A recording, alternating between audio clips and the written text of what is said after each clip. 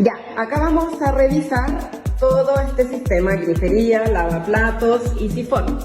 Siempre hay que llenar con agua hasta el rebalse para revisar que no esté filtrando ni el rebalse ni el sifón que está acá abajo. Así es que hay que revisarlo por todos lados, que no haya agua.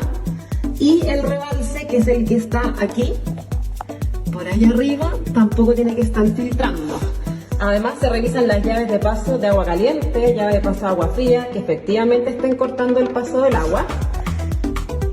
Revisamos el estado del lavaplatos. Siempre recomendamos que aquí haya un sello para que no se pase el agua y que no esté rayado ni con manchas de óxido, etc.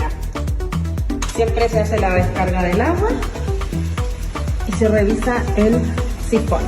Además recomendamos siempre llenar el lavaplatos para revisar que esté bien pegado el lavaplatos a la cubierta.